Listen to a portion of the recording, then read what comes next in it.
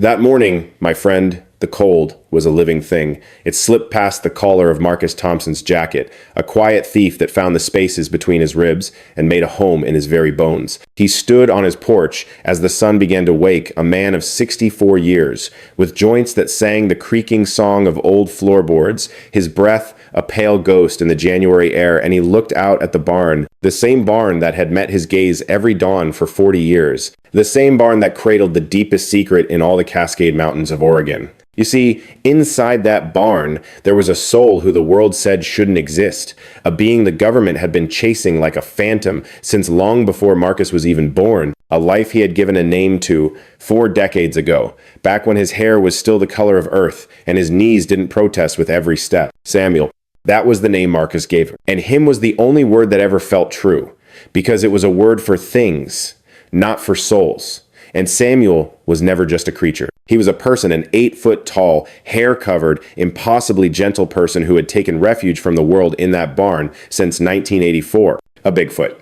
Yes, a real, living, breathing Bigfoot. And for 40 years, Marcus had held that truth in his heart like a fragile bird. He kept it safe through marriages that bloomed and faded, through the seasons of work that came and went, through the quiet, relentless turning of time that had transformed a 26-year-old carpenter into a 64-year-old man with tired hands and a heart full of memories. He had built his entire world around the sacred promise of protecting a life that science swore was just a story. And now, standing in that cold dawn, his breath painting clouds on the air and his heart beating a rhythm the doctor didn't like, Marcus wondered if it was time to let the story be told. Because Samuel was fading, and Marcus was learning the hardest truth of all. Some secrets only have meaning as long as the heart you're protecting is still beating. But forgive me, I'm starting at the end. Let me take you back. Let me tell you how a simple carpenter from Sisters, Oregon, came to be the keeper of something so miraculous. Because this story will change everything you believe is hiding in the deep, quiet places of the American wilderness. And as we go back, I want to ask you something, just between us. Have you ever encountered a moment you simply couldn't explain? A moment that made you question the very ground beneath your feet? Tell me about it in the comments below. I read every single one, and our stories are what connect us. But for now, let's return to Marcus, and to an August morning in 1984 that redrew the map of his entire life. The summer of 1984 was a fever, the kind of oppressive heat that made the very pine trees seem to sigh, their sap baking from the inside out. Marcus was just a young man then, only 26, making a life for himself on 40 acres his uncle had willed to him. The land was a sanctuary of solitude. The nearest soul was 3 miles down a forgotten logging road. There was just a small house, a workshop where Marcus gave wood a new life as cabinets and furniture, and that barn. It always came back to that barn. He loved the quiet, you see. He always had. Some people need the roar of a crowd to feel their own pulse. Marcus, he needed the hush of the forest, the hum of his tools, and that profound, perfect silence that settles over you when you're the only human heart beating for miles. August 14th. That was the day the world he knew ceased to exist. Marcus was in his workshop, the scent of sawdust in the air, his hands smoothing a cabinet door when he heard it. It was a sound that made the world stop, a sound that wasn't of man nor of beast, but something woven from the space between, a deep, sorrowful cry that drifted through the ancient trees like a ghost. His first thought, the logical one, was a bear. It had to be. These mountains were full of them, black bears and the occasional grizzly that wandered south. He reached for his rifle, a constant companion in the Cascade wilderness, and moved toward the sound, toward his destiny. The forest in late summer has a feeling all its own. It's brittle and dry, and every step he took on the forest floor sounded like the breaking of tiny bones. The air was heavy with the scent of pine and dust, and the heat rested on his shoulders like a heavy hand. He followed that mournful sound deeper, perhaps a quarter of a mile from his land, until he found its source. At first, his mind simply refused to assemble what his eyes were seeing. It had the shape of a bear, maybe tangled in something terrible. But as he crept closer, as his vision adjusted to the deep shadows beneath the pines, he understood it was no bear at all. It was lying on its side beside a fallen Douglas fir, a being of immense scale, at least 7.5 feet tall, perhaps even more. It was covered in dark brown hair, matted with blood, and the earth itself. The arms were impossibly long, the shoulders impossibly broad, and the face, oh, the face, was a stunning, heartbreaking echo of humanity. A heavy brow, a wide, gentle nose, and eyes that were looking right at him with an emotion he knew in his own soul, though he'd never seen it in a face like this. Pain, fear, and a shattering understanding. The creature's left leg was horribly broken, caught in the cruel, rusted jaws of an old bear trap, the kind outlawed for decades, but whose ghost still haunted these woods. The wound was a testament to immense suffering. The infection had turned the flesh around the trap, a deep, sorrowful black. Marcus just stood there, his rifle still in his hands, his finger near the trigger, as his mind tried to climb out of the beautiful chaos of this new reality. Bigfoot. The word was a whisper in his soul. It had to be. But Bigfoot was a myth, wasn't it? A thing of campfire tales and grainy photographs and stories told late at night. And yet, here it was. So terribly real. So terribly fragile. Looking at him with eyes that held a universe of intelligence, a depth no mere animal could ever possess. The creature made that sound again, but this time it was softer. There was no aggression in it, no threat. It was the purest, most vulnerable question a living being can ask. It was asking for help. Now, Marcus had tended to the wounds of the wild before. He'd set the broken leg of a deer, freed a coyote from barbed wire, even helped a ranger with a bear cub tangled in fishing line. But this was different. This was a secret that, if revealed, would bring the entire world crashing down upon his quiet life. Scientists, soldiers, and every hunter with a hunger for glory. But as he looked at this magnificent being, trapped in suffering, as he met those eyes that pleaded in a language older than words, Marcus knew he could not walk away. It simply wasn't in him. "Okay," he whispered, a promise made more to himself and the forest than to the creature. "Okay, let's see what we can do for you." He ran back to his home with a newfound purpose, gathering his toolbox, his first aid kit, and a bottle of Jack Daniels, the only anesthetic his humble home could offer. When he returned, the creature was still there, its weary eyes tracking his every move with a fragile hope. "This is going to hurt like hell," Marcus said gently, his voice low and kind as he uncapped the whiskey. "But if we don't get this thing off you, the poison in this wound will take you from us." He poured the whiskey over his own hands, then onto the corroded trap. The creature's whole body went rigid, and a sound like a growl woven with a whimper escaped its throat, but it never moved to strike him. It seemed to understand. It seemed to trust him. For nearly an hour, Marcus fought with the rusted, stubborn steel. His hands ached and cramped, and sweat dripped from his brow in the deep shade. The entire time, the creature made sounds of unimaginable pain, but it never, not once, turned on him. When the jaws of the trap finally gave way, and Marcus pulled the metal from the ruined flesh, the creature let out a roar of pure release that must have silenced every living thing for a mile. Marcus cleaned the wound as tenderly as he could, pouring more of the whiskey over it, earning another pained roar, and then wrapped the leg in clean bandages from his kit. The injury was devastating. The lacerations were deep, the bone likely fractured. The infection had already begun its dark work, painting the tissue in shades of ugly, purple, and black. "My dear friend, you cannot remain here," Marcus whispered, his own body heavy with exhaustion as he settled back on his heels. "You need a sanctuary, a safe place to mend. Tell me, can you walk?" With a heart-wrenching effort, the creature tried to stand, only to get halfway up before his leg betrayed him, sending him collapsing back to the earth with a sound that echoed the deepest sorrow like a wounded dog. Marcus's gaze swept across the silent, watchful forest, then returned to the being at his feet. A stark truth settled in his soul. To leave him here was to leave him to death. The wild has its own laws, and other predators would come.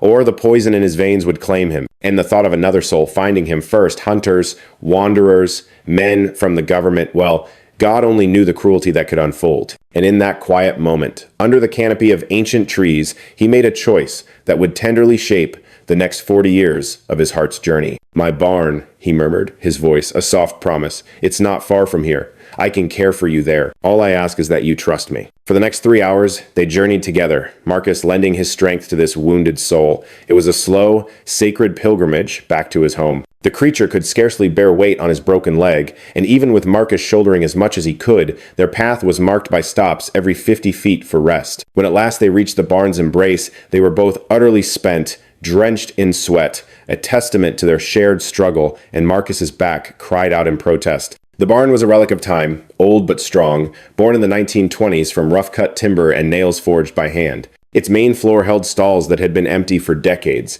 their silence a stark contrast to the life they once held, and a loft above cradled old lumber and forgotten furniture. Marcus chose the largest stall, clearing it with gentle hands and piling fresh hay into a soft bed, a nest for this creature to finally rest, before helping him inside. "You'll be safe here," Marcus whispered, once his new friend was settled in the sweet-smelling hay. "I'll bring you food and water, but this must be our secret. No one can ever know you are here. Do you understand me?" The creature met his gaze, and in those deep, intelligent eyes, Marcus saw a universe of understanding. And then a miracle unfolded, a slow, deliberate nod, a clear and perfect affirmation.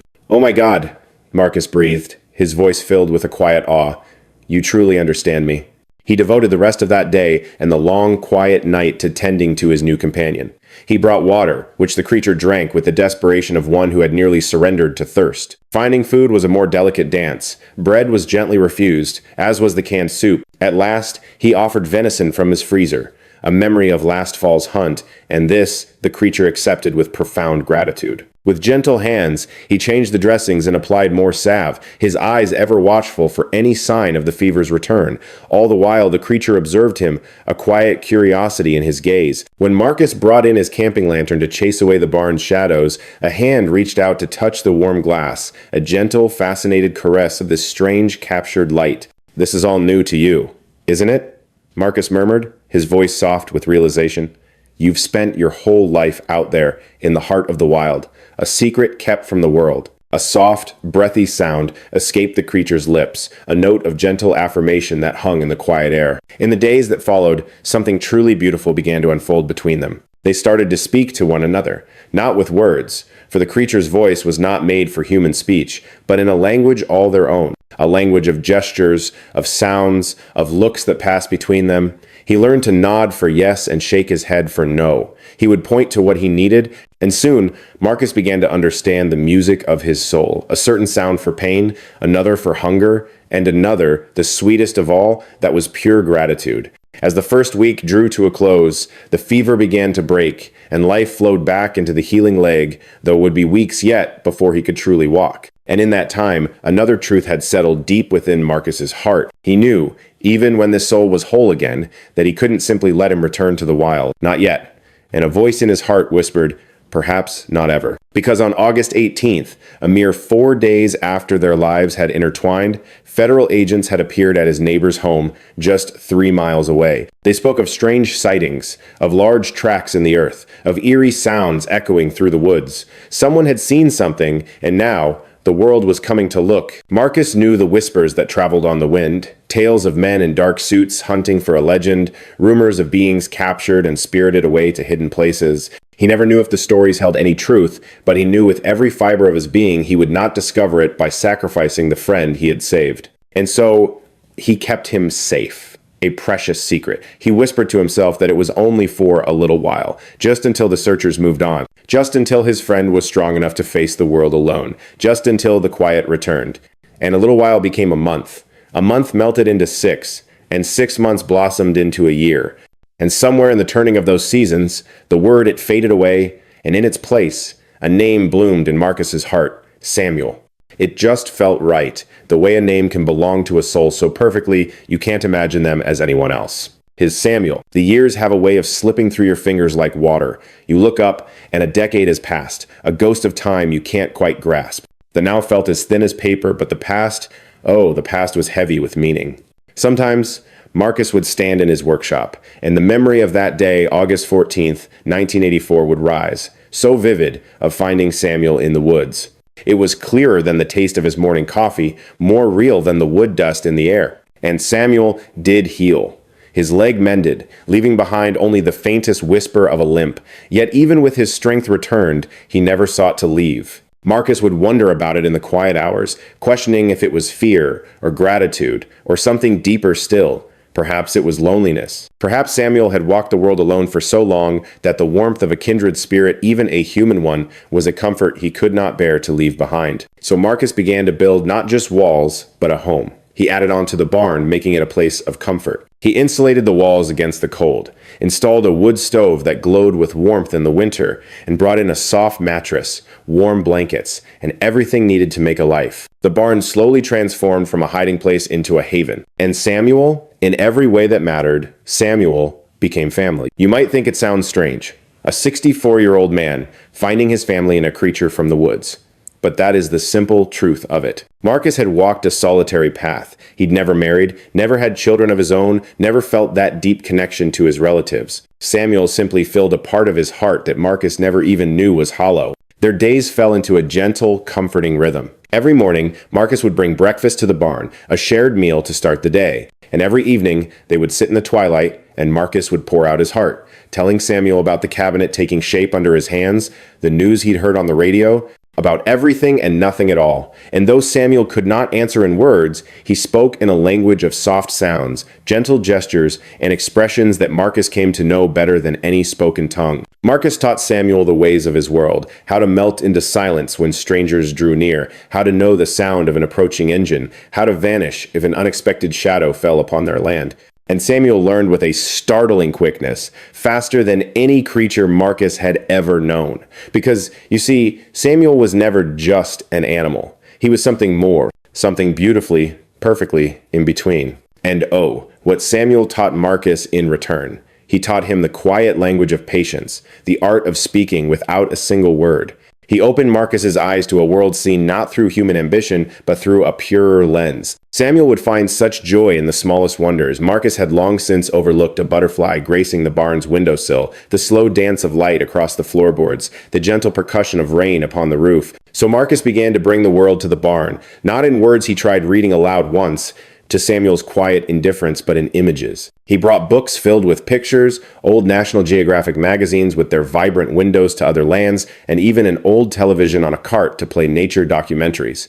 And Samuel, my friend, he adored them. He would sit for what felt like an eternity, captivated by films of animals and sprawling forests, of the vast, beautiful world that existed just beyond their quiet sanctuary. Then one afternoon, Marcus brought a simple radio into the barn and tuned it to a classical station. The effect on Samuel was instantaneous, a deep and soulful awakening. He drew near, his voice a soft hum, his body swaying gently to the melody. It was Mozart, you see. It turned out Samuel had a heart for Mozart. From that day forward, music became their shared ritual, a sacred part of their evenings. As dusk settled, Marcus would turn on the classical station, and Samuel would rest in his hay, eyes closed, humming in pure contentment as the notes filled the air. Marcus had never known him to be so utterly at peace. You have to understand, the town of Sisters was the kind of place where secrets rarely stayed secret for long.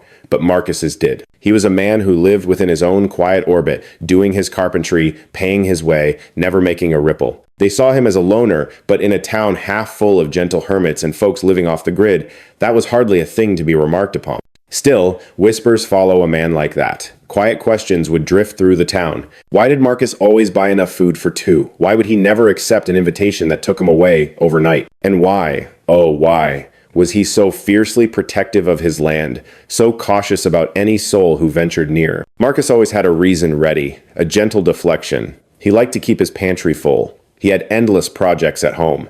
He was a man who cherished his privacy. And people let it be, because that's the unwritten code in that corner of Oregon. You honor a man's fence line, and you don't press for answers he isn't ready to give. But oh, the close calls.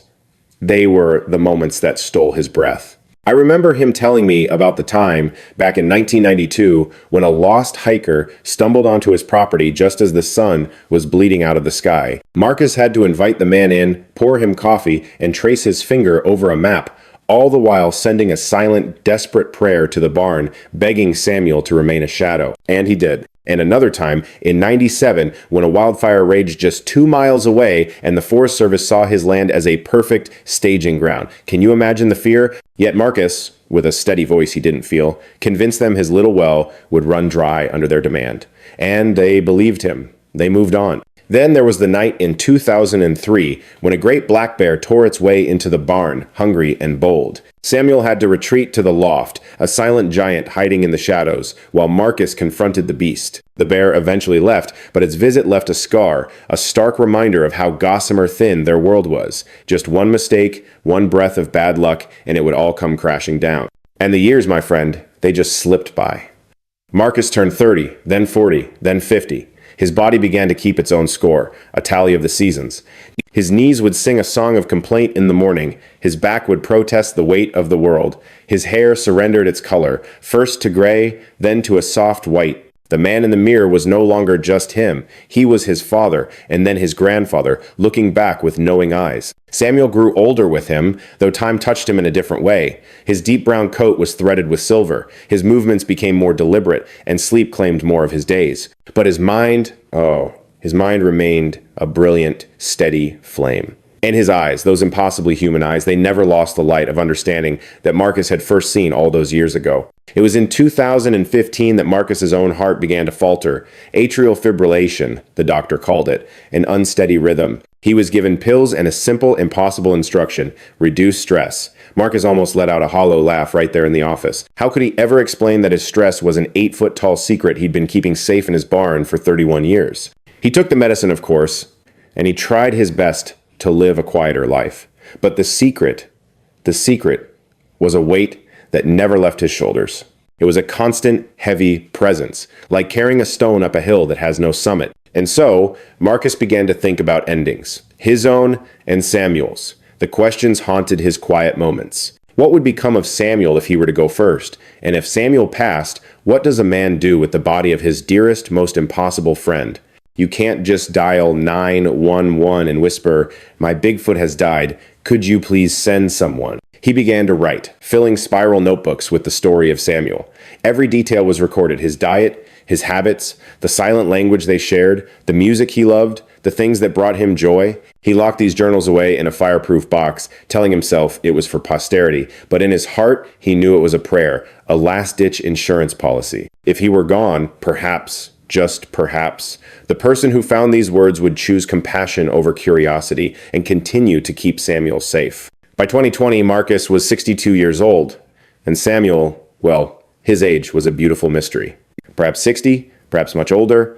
He was a grown soul when they first met, and Marcus had no way of knowing the span of a life as wondrous as his. And the world outside their sanctuary was changing, becoming a place of a million unblinking eyes. Cameras were everywhere, in every pocket, on every doorstep. There were trail cams hidden among the trees and drones, humming like mechanical birds in the sky. The world was shrinking, and secrets had less room to breathe. So Marcus built a new kind of fence, one of a digital age: security cameras, motion sensors, alarms. Not to keep the world out, he'd always done that, but to see it coming, to give his dear Samuel a precious few moments to vanish into the shadows. It was in the March of 2022. That, my friend, was when their world began to unravel. Samuel fell ill. It began with a sound Marcus had never heard before, a simple cough. In all their 38 years together, Samuel had never known a day of sickness. Marcus had always believed his friend's constitution was something stronger, something more resilient than his own. But the cough deepened. A terrible wasting began, stealing Samuel's strength, his substance. Soon, he was sleeping 20 hours a day. Marcus tried everything his heart and hands could find. He brought antibiotics from the feed store, brewed ancient remedies from herbs, and offered gentle medicines from the pharmacy. But nothing touched the illness. With every passing day, Samuel only faded further. And so Marcus arrived at the crossroads he had prayed he would never face. He could stand by, helpless, and watch his dearest friend die. Or he could reach for help, real help. And that meant shattering the secret he had guarded with his own life for 38 years. The choice was a torment that owned his nights. He would lie awake in the dark, the unsteady rhythm of his own heart, a mocking drumbeat, imagining Samuel in the barn, fading away, alone, hurting, all because he, Marcus, was too afraid to break his silence. But to ask for help was to invite the very wolves he had kept from the door for a lifetime. It meant surrendering Samuel to the cold curiosity of scientists, to the sterile grip of government agencies. It meant a world of staring eyes, of endless study, of his beautiful, gentle friend being reduced to a specimen. In the May of 2022, his love for Samuel finally outweighed his fear. He made his choice. He began to reach out, but with the caution of a man walking on glass. Anonymously, at first, he sent careful emails to wildlife biologists, to primatologists, to anyone he thought might hold a piece of the answer, anyone who might offer help without raising an alarm. He spoke in riddles, describing symptoms and posing hypothetical questions, trying to gather slivers of knowledge without revealing the impossible truth. But time was a thief. Samuel's breathing grew heavy and labored. The light in his magnificent eyes began to dim. He no longer stirred to the sound of Mozart. He no longer stirred to much of anything at all. Then, on the morning of June 3rd, 2022, Marcus walked into the barn with the rising sun and found Samuel on his side, his breath a fragile flutter. His chest rose and fell in quick, shallow waves. His eyes were open, but they were looking at nothing. "Hey, buddy," Marcus whispered, his voice catching as he knelt beside him. His own aging knees cried out, a pain he refused to acknowledge. "Hey, Samuel, you just stay with me, okay? Please, just stay with me." And through the fog, Samuel's eyes found his. For a moment, there was a flicker of recognition, a lifetime of love in a single glance. And then, something else. A quiet, heartbreaking peace that looked so much like surrender. I held Samuel's hand in mine, that immense, powerful hand that could have ended me in a heartbeat, yet had only ever shown me the softest touch. And as I held it, I felt how cold it had become, how faint the grip was that tried to squeeze back. "I'm so sorry," I whispered to him, my voice breaking. "My dear Samuel, I am so sorry I failed you. I tried, my friend. I tried everything. But I don't know what took you from me, and I don't know how to bring you back." And then Samuel made a sound, so soft, a breath more than a word, yet in the language we shared, I understood it perfectly. Asterisk. "It's okay." Asterisk. We stayed that way for what felt like an eternity, my hand holding his, as his breathing grew quieter, shallower. The morning sun painted a slow, golden path across the barn floor, a silent clock marking the precious time we had left. At 11:47 in the morning, on the 3rd of June, 2022, my beloved Samuel drew in one final, gentle breath, and then there was only silence.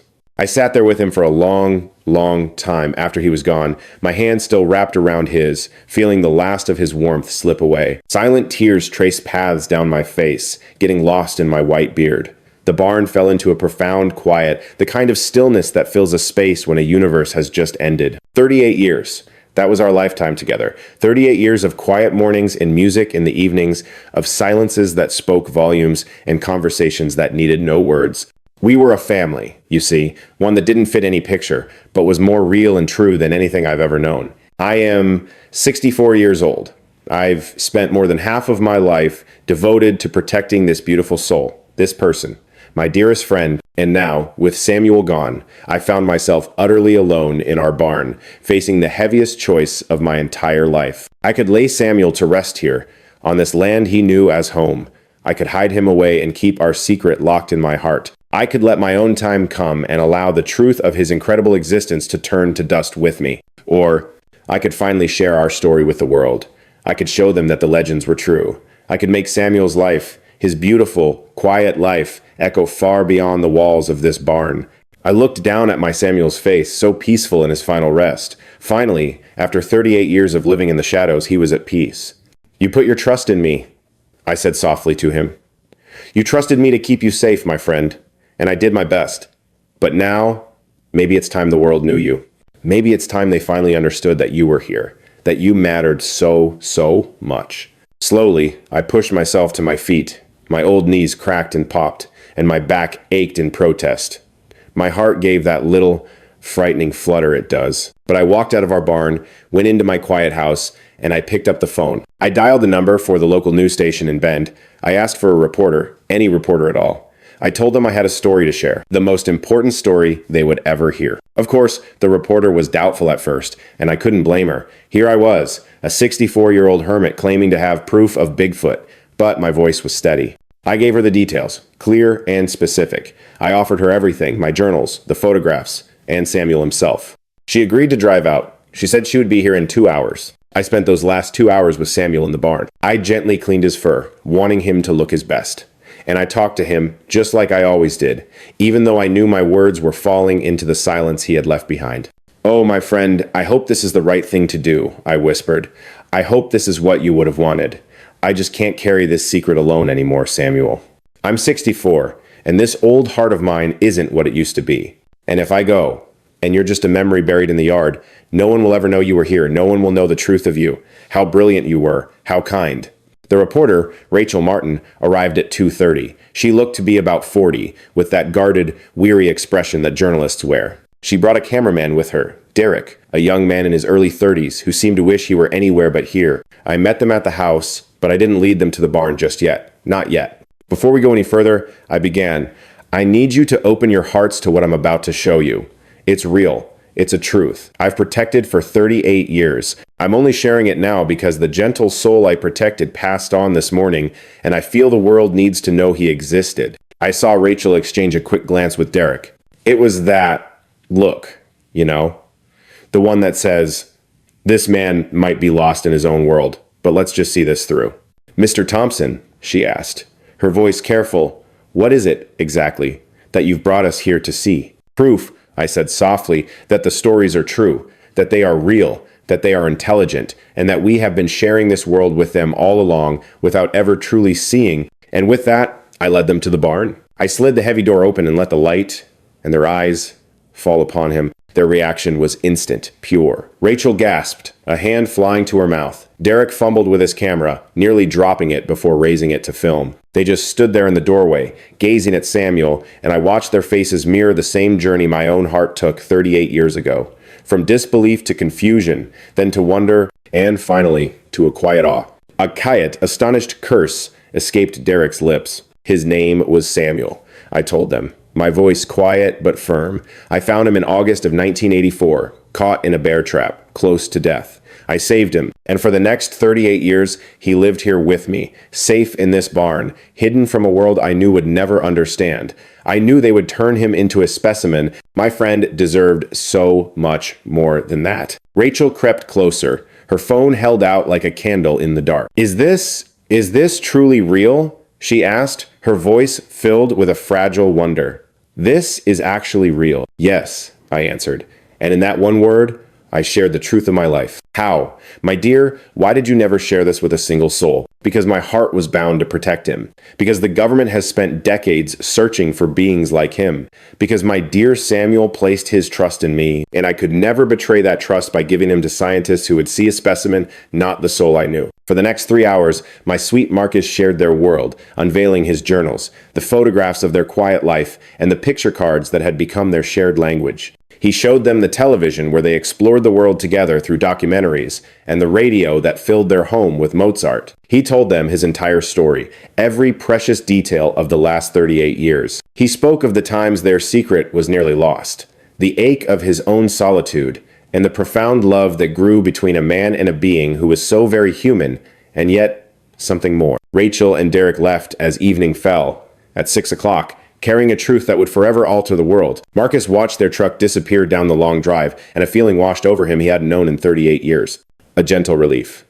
And a profound terror. Their story broke like the dawn. By noon, Marcus's quiet sanctuary was surrounded by news trucks. By nightfall, their life together was a whisper on every screen. Within 24 hours, every soul in America knew of Samuel. They knew of Marcus Thompson, the 64-year-old carpenter who had sheltered a legend for 38 years. And the world's reaction was every fear Marcus had ever held, and so much more. Scientists demanded to see what was left of him. Believers in the unseen celebrated. Skeptics cried that it was all a lie. And the federal government sent its agents the very shadows Marcus had spent a lifetime avoiding. With a love that refused to yield, Marcus stood over Samuel, shielding him from the world. He would not let them take him. Not yet, not without conditions born from his own grieving heart. He was a person. Marcus would plead to anyone who would listen. He had his own thoughts, his own feelings, his own little joys. He adored classical music. He watched documentaries about the wild world. He spoke without words. He understood. He was never just an animal for study. He was someone. A great debate swept across the airwaves and screens. Was the legend true? And if so, my love, what did that mean for us? Were there others like him in the deep woods? Did they deserve rights? Should we protect them as an endangered soul, or were they simply another creature to be hunted? My dear Marcus sat through it all. The interviews, the congressional hearings, the scientific panels. At 64, with his tired heart and weary bones, he became the face of the most beautiful and world-changing discovery of our time. A federal agent named Emily Davis was given his story. She was in her 50s, with silver hair and a kind, no-nonsense gaze. She sat across from Marcus in his living room and gently laid out the truth of things. Mr. Thompson, my dear, there is something you need to know. The government has been aware of these beings since the 1960s. We have been watching over them, secretly protecting their homes, all to prevent the very storm your beautiful truth has now unleashed. Marcus could only stare at her, the weight of years in his eyes. You've known this whole time? While I was hiding Samuel, my heart filled with terror that you would find him and take him from me, you already knew his kind existed? We knew they lived in the wild. We never dreamed one was sharing a life with someone for 38 years. Mr. Thompson, we kept this secret not to deny them, but to protect them from hunters, from glory seekers, from scientists who might forget their heart. Your revelation, as beautiful as it is, has put every last one of them at risk. Then protect them in the light of day, Marcus implored. Make their home a sanctuary under the law. Let there be consequences for harming them. Stop pretending they are not real, and finally, truly do something. My dear man, it is not so simple. Yes, it is. You hid the truth to make your own lives easier, not to protect them. My Samuel lived for 38 years in a barn because he was too terrified to be free. That is not protection. That is just another kind of prison. The conversation continued through 2022 and into 2023. Gentle souls pushed for them to be protected under the Endangered Species Act. Others argued if they should be legal to hunt, and philosophers debated if a species so like our own should be granted the rights of a person. Samuel's earthly body remained with the government, studied with gentle hands by many research teams. They confirmed every word Marcus had written. Samuel's bright intelligence, his wondrous form, his deep capacity for emotion and connection. Some scientists suggested he be displayed in the Smithsonian, a monument to a species unknown. But others argued his remains should be returned to the wild to be buried in the forest he was taken from 38 years before. For that final piece, Marcus fought with all of his heart. My Samuel lived his entire life in hiding to avoid being a spectacle. He told every soul who would listen, you will not make him one in his passing. In the August of 2023, a gentle compromise was found. Samuel's remains would be returned to ash and scattered in the Cascade Mountains where Marcus first found him. A small part of him would be preserved for future study. And Marcus's journals, their story, would be archived at the Smithsonian, a quiet testament for researchers, but never a spectacle for the world.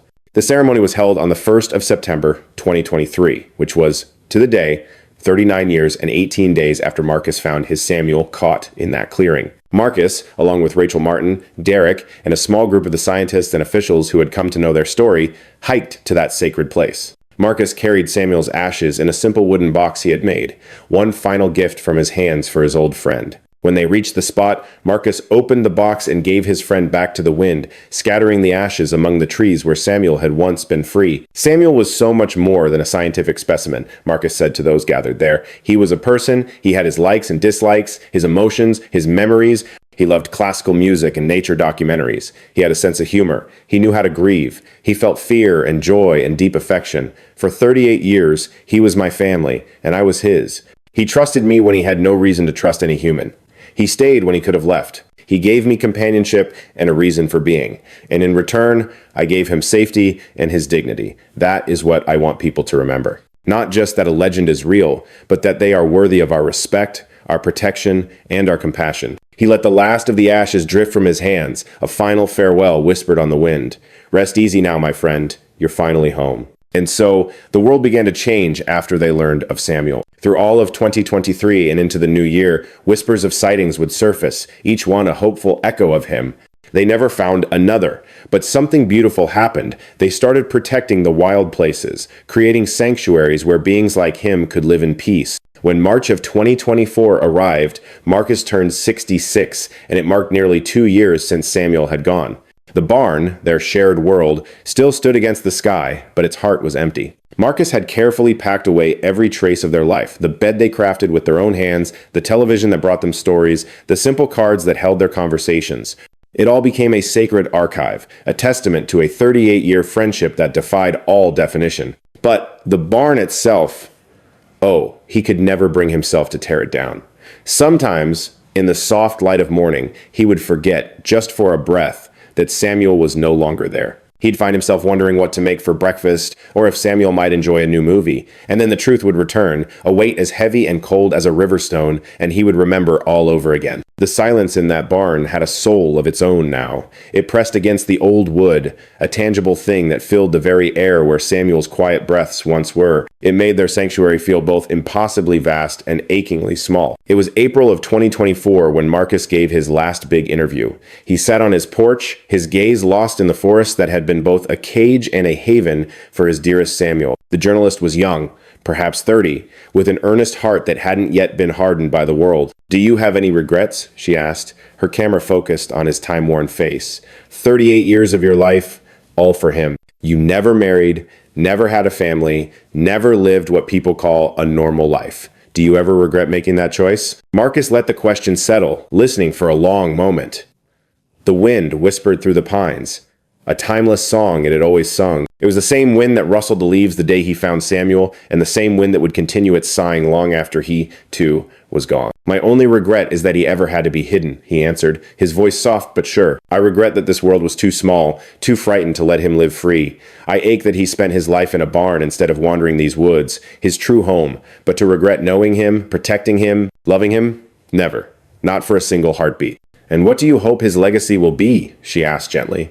My hope, he said, is that people remember there is more to this earth than what we can see and prove. That there are wonders hidden in the wild, and they deserve our reverence, not our greed. And I pray that if there are others out there like my Samuel, the world will finally offer them the kindness and dignity he deserved, the kind he found only with me. If you could say one last thing to Samuel, she whispered, what would it be? Marcus's eyes drifted to the forest, then to the distant mountains, and finally to the endless sky, where he imagined Samuel was roaming at last, completely and utterly free. I would just say thank you, he began. Thank you for trusting me with your life. Thank you for the gift of 38 years of your quiet company. Thank you for showing me that a heart can beat with love, and a mind can be brilliant in a form so different from our own. That family isn't something you're born into, but something you build. And that the greatest purpose one can have is to be a guardian for someone who needs it most. He paused for a moment, feeling the familiar, unsteady flutter in his chest, the profound weight of his 66 years settling deep into his bones. And then I'd tell him I'm sorry. So sorry it took me so long to share his story with the world. Sorry that the world was not a kinder place for him. Sorry that his whole life was spent in the shadows. But most of all, I would tell him what I whispered to him every single night for 38 years, that he was loved, that he was important, and that his life held a beautiful meaning that no one else ever needed to understand but us. The young woman switched off her recorder, her eyes soft.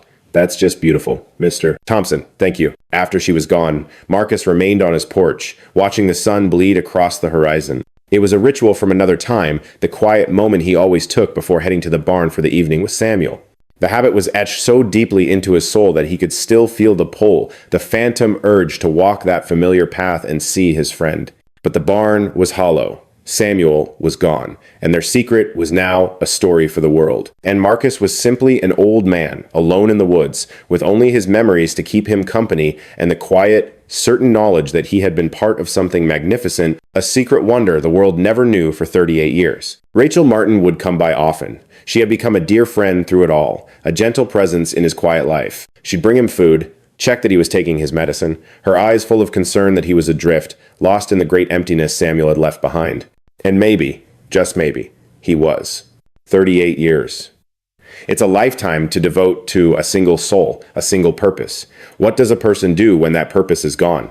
When the very reason you opened your eyes each morning has vanished? When the rhythms of your day become a song without a melody? Marcus tried to find his way through it. He kept his hands busy in his workshop, crafting beautiful cabinets for people who hardly needed them. He walked the forest paths, even as his knees protested with every step. He'd turn on the radio to Mozart, but the music felt hollow without Samuel there, listening with his own silent appreciation. This loneliness was a different creature altogether. It wasn't the peaceful solitude he had chosen and cherished before Samuel came into his life. No, this was an absence, a gaping void where something vast and essential used to be, a hole so perfectly shaped by the one who was gone that nothing else in the world could ever hope to fill it. Some nights, he would lie awake, listening to the unsteady rhythm of his own heart, and wonder which beat might be his last. He'd wonder if Samuel was waiting for him on the other side. He'd never been a man of faith, never believed in heavens or hereafters, but oh, the thought of seeing his friend again.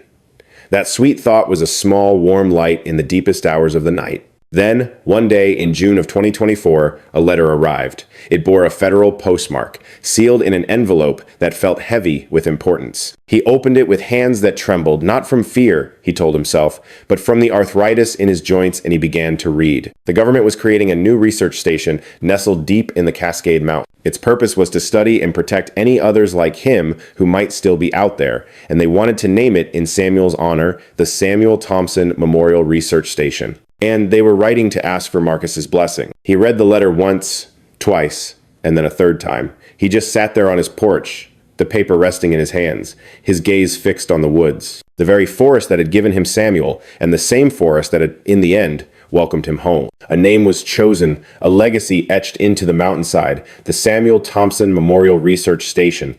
Can you believe it? Not just Samuel, but Thompson, too. My name forever bound to the gentle soul I swore to protect. A story that would be whispered by the wind long after we were both gone. My heart answered before my hand could even write the words. I sent my reply that very day. A simple yes. An absolute, resounding yes. The station opened its doors in September of 2024. I was there for the ceremony, though the hike was a pilgrimage that nearly sent me to my maker. My heart protested each difficult step, and my knees sounded like stones grinding together. But I made it. I had to. And oh, it was a beautiful place, built from the timber of the very woods he called home, designed to be just a whisper in the forest. Solar panels drank in the sun for power, leaving the faintest of footprints. It was home to a team of dedicated souls, biologists, primatologists, anthropologists, all there to understand and to protect his kind. Inside, they had made a small, sacred space, a memorial. And there he was, in the only photograph I ever took of him, Samuel, in the quiet of the barn, his intelligent eyes meeting mine through the lens. Below it, a plaque read, Samuel, circa 1946 to 2022, the first confirmed member of his kind, sheltered for 38 years by Marcus Thompson, may his trust in humanity be honored by our protection of his species. I stood before that memorial for what felt like an eternity. The world buzzed around me with speeches and important words about research, but all I could hear was the profound silence of memory as I looked into Samuel's eyes. I remembered our first day, the cold steel of the bear trap, and the universe of fear in his eyes that slowly, miraculously softened into trust. I remembered us learning to speak without words, the picture cards, and the gentle, knowing dip of his head when a piece of my world finally became a piece of his. I remembered those quiet evenings, with the soul-stirring notes of Mozart filling the air, and the peaceful surrender as Samuel's eyes would drift closed in pure contentment. And I remembered holding his hand at the very end, the impossible weight of that final moment, which held the weight of all our shared years. We did good, my friend, I whispered to the photograph. A secret just between us. We kept you safe, and now, just maybe, they'll keep the others safe too. After the ceremony, one of the researchers came to find me, a young woman, perhaps in her late 20s, with a light in her eyes and an energy that seemed to warm the room. Her name was Dr. Alexis Garcia, and her life's work was understanding the art of communication. Mr. Thompson, she began, her voice full of a gentle respect, I've pored over every one of your journals. The language you and Samuel built together, it's simply remarkable. The cards, the gestures, the way you came to understand his sounds. It's a deeper conversation than some sign language systems we use with great apes. I could only nod, Words felt so small in that moment. I was hoping, she continued, her gaze so earnest, that you might consider consulting with our team to help us understand how to even begin should we be so fortunate as to make contact. Your experience is invaluable. I'm 66 years old, my dear, I told her softly. I have a tired heart and knees that have seen better days. I'm not sure what help an old man like me could be. We don't need you to hike into the wilderness, Mr. Thompson. We need your wisdom, your understanding. You spent 38 years in a conversation with a soul we barely knew existed. That's a lifetime of expertise no laboratory could ever replicate. I let her words settle in my soul.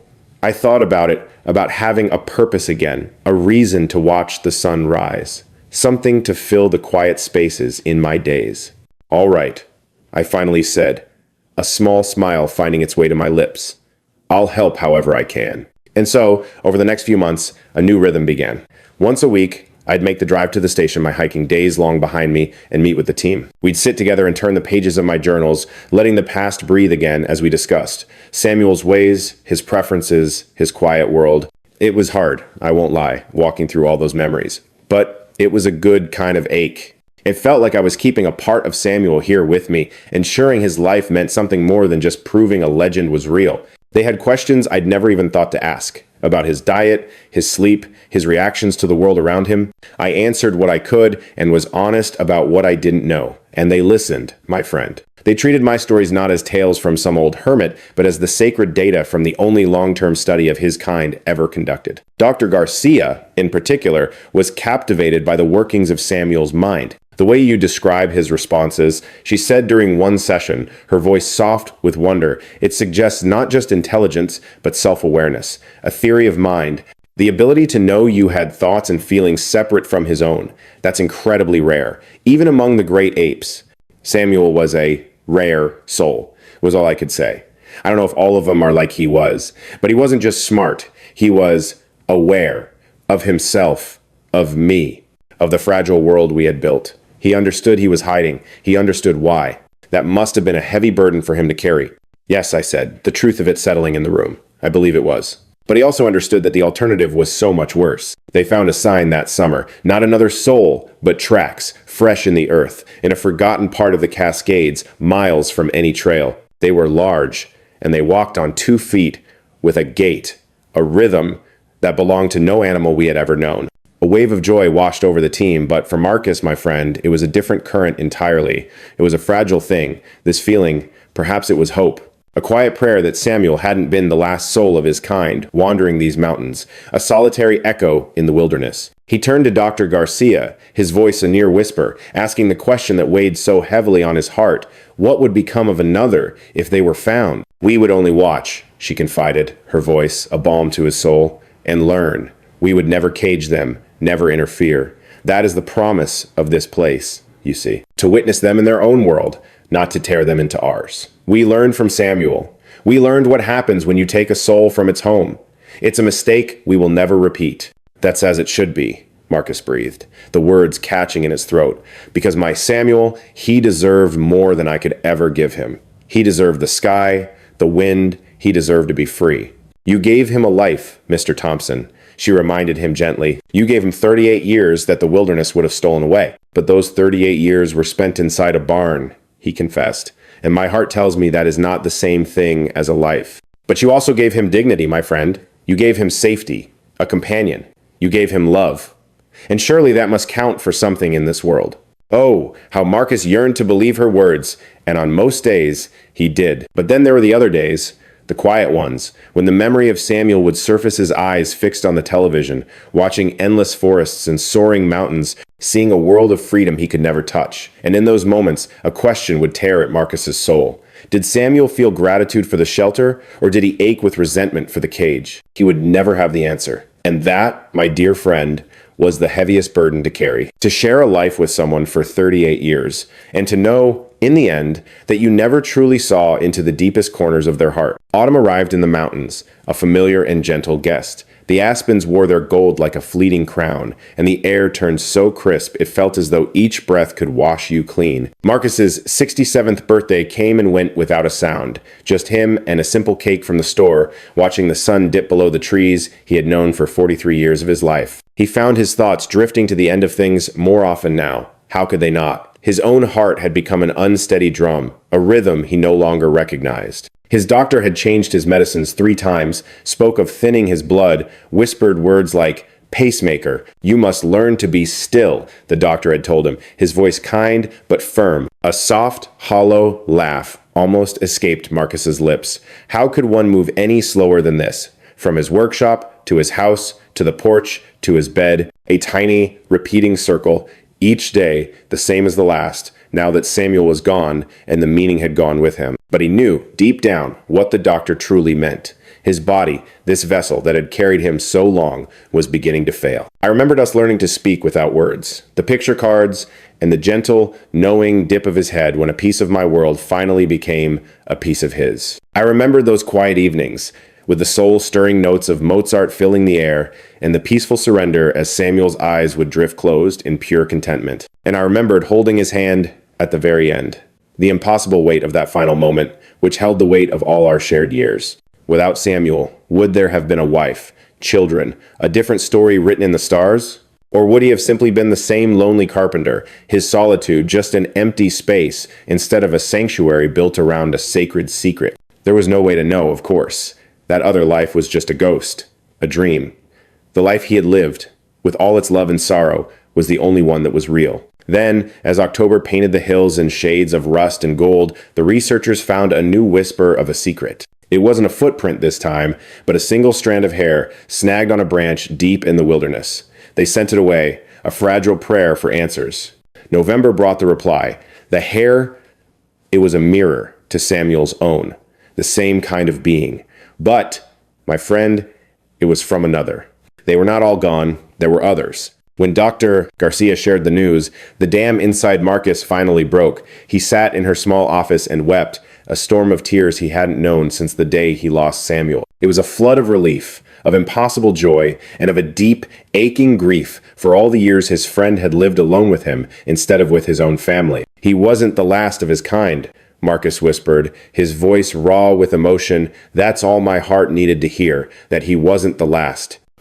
No, he wasn't, Doctor. Garcia affirmed, her voice a gentle comfort. And because of you, Marcus, because of the story you kept safe for so long, we now have a chance to protect them, to promise them the freedom and safety Samuel deserved. Do you know? He asked, a flicker of wonder in his eyes. How many there might be? We can't be certain. The story in their blood suggests a small family, perhaps a few hundred souls scattered like secrets across the Pacific Northwest. Just enough to have remained a whisper in the woods, and just enough to survive.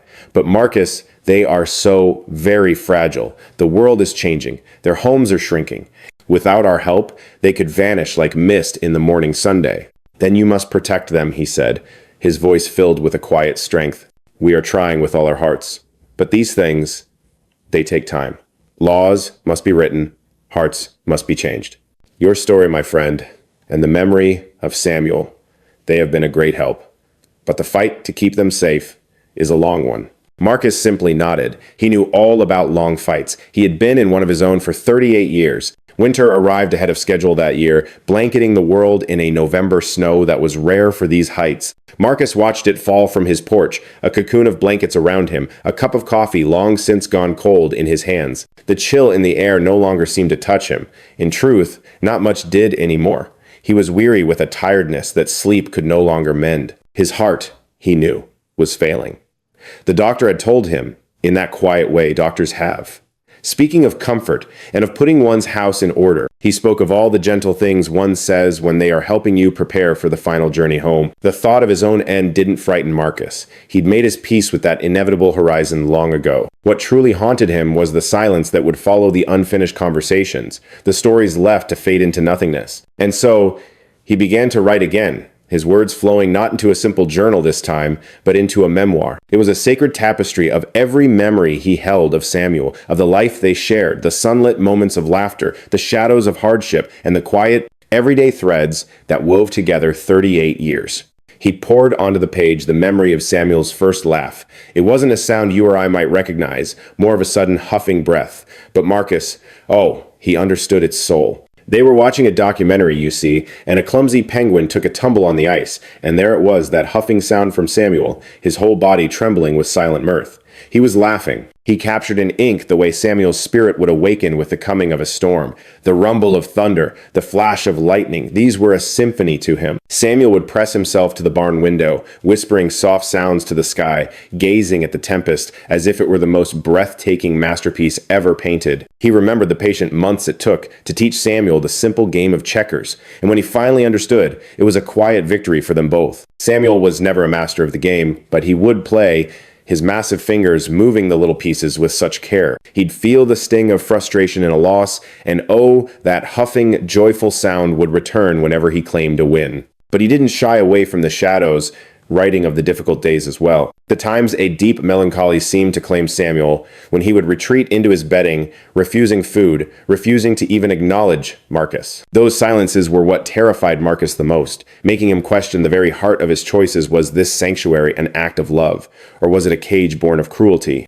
And then he wrote of his own profound solitude, of the loves that could never fully bloom because a part of his heart was always locked away, of the friendships that withered in the shadow of his secret. He wrote of the life he sacrificed, the one he never got to live, because the life he chose with Samuel asked for all of him. He wrote until his hands ached with the telling, until his vision swam and the letters on the page bled into a single, blurry testament of love. And woven through every memory, every word, was a thread of hope, a hope that the researchers would find what they needed, a hope that the last of his kind would be shielded from the world, a hope that Samuel's quiet sacrifice, and a sacrifice it was, for 38 years in a barn as a life given, would echo into a future of safety for his people. As December cloaked the world in a fresh blanket of snow, it buried Marcus's driveway, sealing him off from the world. But he didn't mind the solitude. He had all he needed: food for his body, wood for his fire, medicine for his heart. And he had his memories, which filled the silence with a companionship richer than most could ever know. Then, on the 15th of December, a call came from Dr. Garcia, her voice a spark in the winter quiet.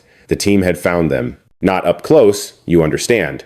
But they had watched from a respectful distance as two adults moved as one through the deep woods. They had witnessed their way of life, heard their voices, and seen the intelligence in their hands as they used tools. "Oh, Marcus, they're so intelligent," she confided, her words crackling with static and emotion. "Everything you told us about Samuel, it wasn't just him. It's who they are. They craft tools. They speak to each other in complex ways. Their minds solve problems in ways we've only ever seen in ourselves or perhaps in the dolphins." His first thought, his only thought, was for them. "Are they safe?" Marcus breathed into the phone.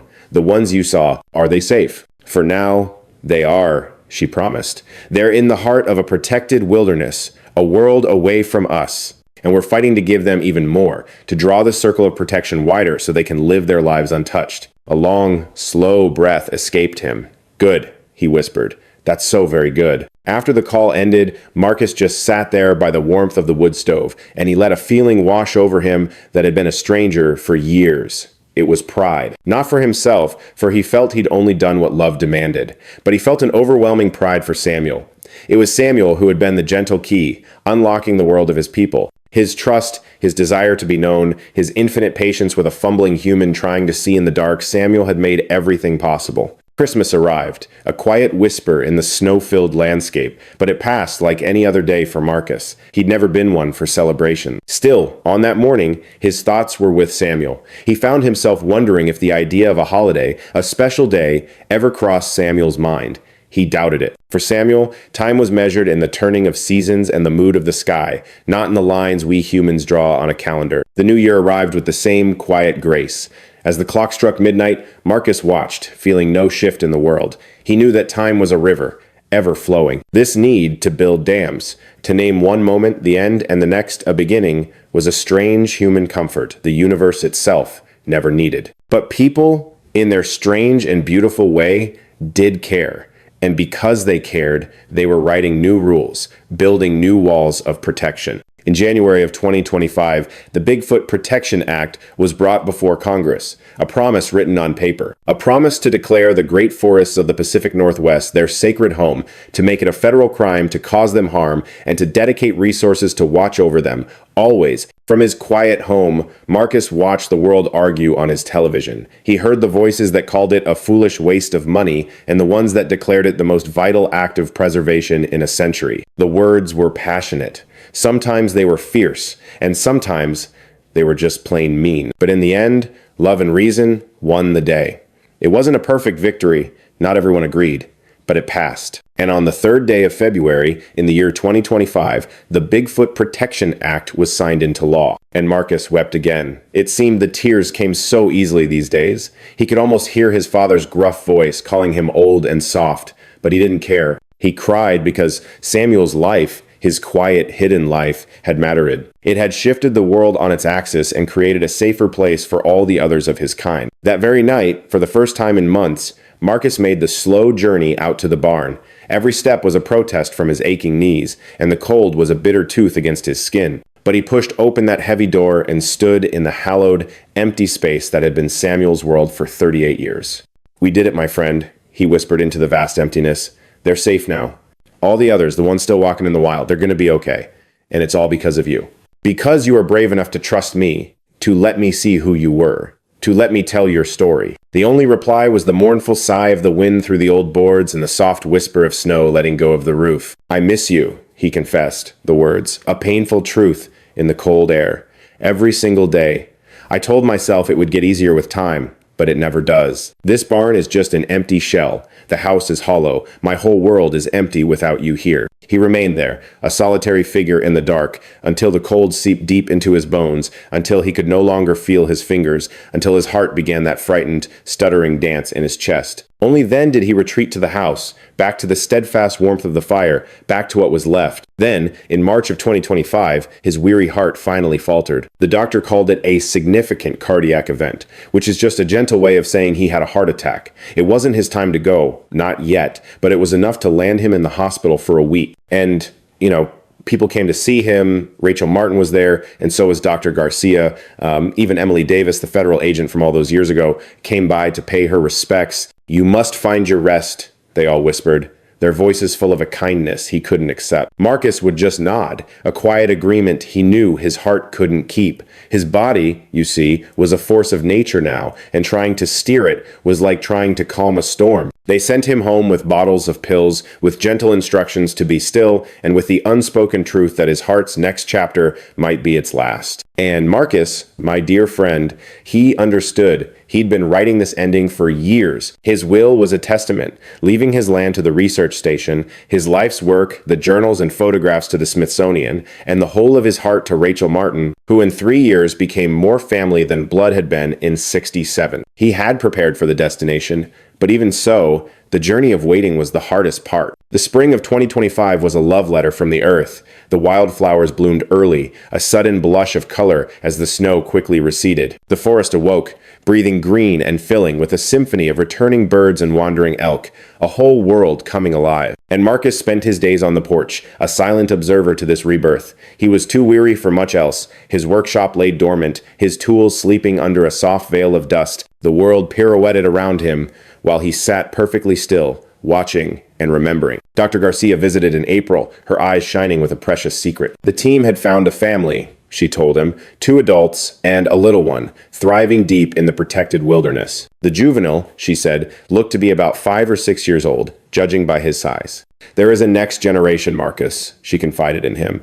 "They are having children, raising their young. The population is small, but my friend, it is stable." "That's good," Marcus breathed, a genuine smile finally reaching his eyes. "That's so very good." "We named the little one Samuel," she continued softly.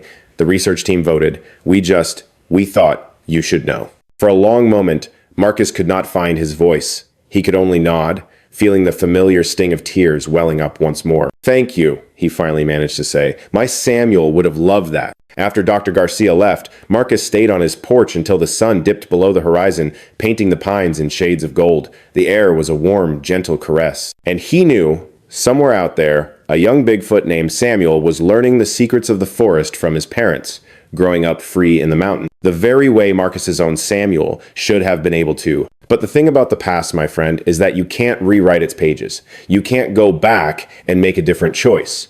All you can do is decide if the story you wrote meant something, if it mattered at all. And Marcus had to believe, with every fading beat of his heart, that it mattered. In May, his breath began to fail him. His lungs felt heavy, and his heart could no longer carry its load. His doctor spoke of interventions, of procedures, of things that might bargain for a little more time. But Marcus gently declined. He was 67 years old. He had lived a life that was full to the brim. He had protected what was sacred. He had made sure Samuel's life was a legacy, not a secret. He was ready. Rachel Martin began to visit every day like a faithful tide. She brought food his body no longer craved and sat with him on the porch, their quiet conversations weaving through everything and nothing. "You changed the world," she told him one afternoon, her voice so certain. "You know that, don't you?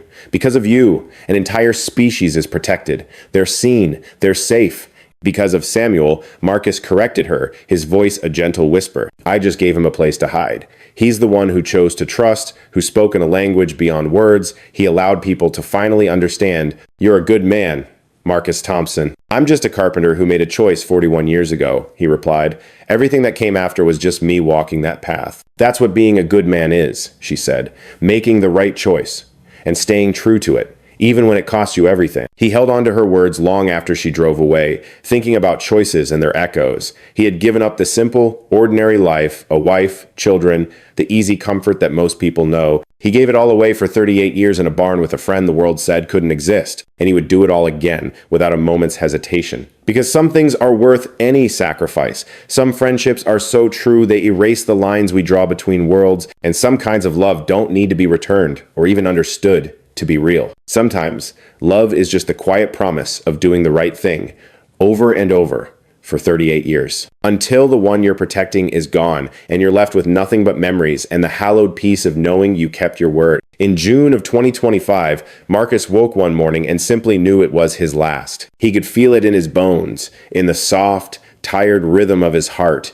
and in the way the morning light spilled through his window, as if to gently wake him one final time. He rose with a slowness that felt like a lifetime, brewing coffee he would never finish, and settled onto his porch for one final goodbye. The forest, you see, was breathing around him, a chorus of birdsong filling the air as the wind whispered secrets through the ancient trees, the very same forest that had stood witness long before he arrived and would stand long after he was gone. His thoughts drifted to his beloved Samuel, to the memory of that first day, finding him caught and afraid. He remembered the 38 years of mornings, a ritual of love, carrying breakfast to the barn, and the evenings filled with music and documentaries, the simple, sacred act of just being there for a soul who needed him. And he thought of the young one, out there in the wild, carrying Samuel's precious name, growing up free, a living promise for a species that had nearly faded into myth. His heart, my friend, it faltered. It caught in his chest, a fragile, fluttering thing, and then faltered once more. Marcus closed his eyes, letting the sun's warmth kiss his face, listening to the wind's lullaby in the pines, and breathing in the soul of the forest that sacred scent of pine and damp earth and life itself. And he whispered, so softly you could barely hear it, "I'll see you soon, my friend." And then his heart was still. The troubled rhythm that had been his constant companion for years finally found its peace, the ache in his chest dissolved, and everything, my dear, just faded into light. And so Marcus Thompson passed from this world on his porch at 11:17 in the morning on the 7th of June, 2025. He was 67 years old, alone but not truly alone, held by the forest and the sky, and the memory of a friend who had made his life a masterpiece. It was later that day they found him, his dear Rachel Martin, arriving for her visit as she always did. And she just sat with him for a long while before she called a soul, letting him have his peace before the world rushed back in. His farewell was a quiet affair, just as he would have wanted, attended only by those who had truly known him in his final years. Rachel, of course, and Dr. Garcia with her team, Emily Davis, and a few souls from sisters who remembered the gentle carpenter who lived a life apart. They honored his wishes, and on a warm July day, they carried his ashes to that sacred spot, the very place where they had set Samuel free just 2 years before. Dr. Garcia spoke of legacy, of the sacred duty of protection, and how the quiet choice of one good man had sent ripples of change across the entire world. And Rachel, her heart so full, spoke of friendship and the beautiful, unexpected shapes it can take, confiding in us that Marcus had become like a father to her, teaching her that the most unbelievable stories are sometimes the ones that need to be told the most. Then, my friend, they let his ashes drift among the trees, setting him to rest where Samuel rested, together again, embraced by the forest that had given both their lives a profound and beautiful meaning. In his work, it lives on. The research station continues its gentle watch, still finding signs of the hidden people of the forest, protecting them, studying them from a distance filled with respect, learning without ever intruding. Inside that station, a small, sacred corner remains. There's Samuel's photograph and his plaque, and now, right beside it, rests a second one. Marcus Thompson, 1958 to 2025. A guardian, a friend, he understood that some secrets are treasures to be kept, and some truths are lights to be shared. May his devotion inspire us to protect all who are vulnerable. And out in the green deep, the young one named Samuel is thriving. The researchers catch glimpses of him sometimes, always careful not to disturb his world, as he learns the ways of his family, the taste of the wild, and the ancient paths of his home. He will never know the name Marcus Thompson, you see. He'll never understand that the human whose name he carries sacrificed everything for his kind, never know of the quiet barn, or the sound of Mozart, or the 38 years of a friendship that defied all words. But he will live free, my friend. And in the end, that is the only thing that ever truly mattered. It's the one thing Marcus would have wanted more than anything. The old barn still stands on Marcus's land. The research station owns it all now, and they've kept the barn just as it was, a quiet monument to what a single heart can do, to the power of compassion over curiosity, of choosing to protect rather than to possess. And sometimes, if you go there in the evening, when the light turns to gold and the air is soft and warm, you can almost feel them, the quiet carpenter and the gentle giant he saved, together in that space where two worlds, so very different, cross paths and healed one another. Some will tell you the barn is haunted. The researchers who stay the night speak of strange, soft sounds, of a presence not frightening, but peaceful, of footsteps far too heavy for a man, yet far too thoughtful for a beast. Perhaps it's nothing more than the wind sighing through old boards, or just a trick of the imagination. Or maybe, just maybe, a love that deep is strong enough to leave its mark upon a place, strong enough to whisper through the veil between what is and what was, a reminder that the connections we make never truly end with a final breath. Their story, the story of Marcus Thompson and his Samuel, it traveled across the world.